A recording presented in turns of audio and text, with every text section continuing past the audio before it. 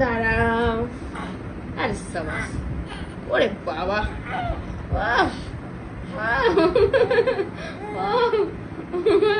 দিদি একদম দাঁড়ানো শিখে দিয়েছে তো মামা।